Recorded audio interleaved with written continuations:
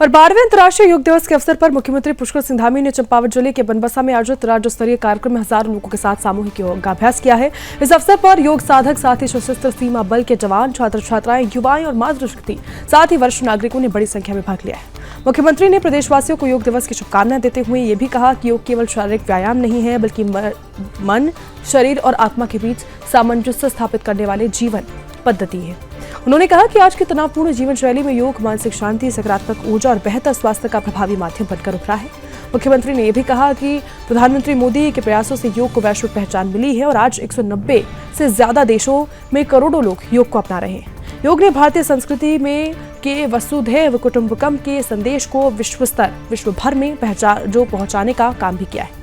उन्होंने कहा कि उत्तराखंड योग, आध्यात्मिक और साथ ही साधना की भूमि है और राज्य सरकार उत्तराखंड को योग और वेलनेस की वैश्विक राजधानी बनाने के लिए प्रतिबद्ध है। इसके लिए राज्य में योग नीति लागू की गई है, जिसके तहत योग और ध्यान केंद्रों को प्रोत्साहन देने के साथ नए योग हब भी विकसित किए जा रहे हैं।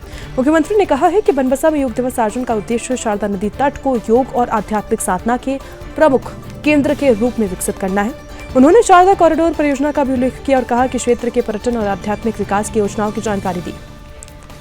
लेकिन इसमें मुख्यमंत्री ने विशेष रूप से युवाओं से भी अपील की है कि वो अपने दैनिक जीवन का हिस्सा योग को बनाएं, नशे से दूर रहें और साथ ही अनुशासित, स्वस्थ और सकारात्मक जीवन शैली अपनाकर राज्य और राष्ट्र निर्माण में अपना योगदान दें।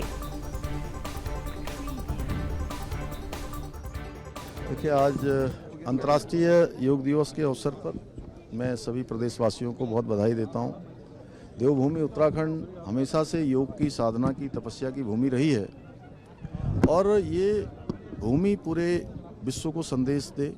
यहाँ हमने योग घर घर तक पहुँचाने के लिए सरकार की तरफ से योग ग्राम स्थापित करने की दिशा में भी हम काम कर रहे हैं और पिछले वर्ष हमने उत्तराखंड की योग नीति को भी प्रदेश में लागू किया है और योग और वेलनेस सेंटरों को बढ़ावा देने के लिए सरकार के स्तर पर आर्थिक मदद का भी प्रावधान किया है। मैं आदरणीय प्रधानमंत्री जी का देवभूमि उत्तराखंड के सभी वासियों की तरफ से बहुत उनका धन्यवाद करता हूं, उनका अभिनंदन करता हूं कि उनके प्रयासों से योग आज अंतर्राष्ट्रीय योग दिवस के रूप में पूरी दुनिया इसको मना रही है। स्वस्थ जीवन शैली का बहुत बड़ा आधार योग है। मन की, आत्मा की, शरीर की शुद्धि के लिए, विचारों की शुद्धि के लिए। और आज का जिस प्रकार का परिवेश हो गया है, जिस प्रकार की चुनौतियां हो गई हैं, ऐसे समय में सभी योग को अपनाएं और स्वस्थ जीवन का आधार बनाएं।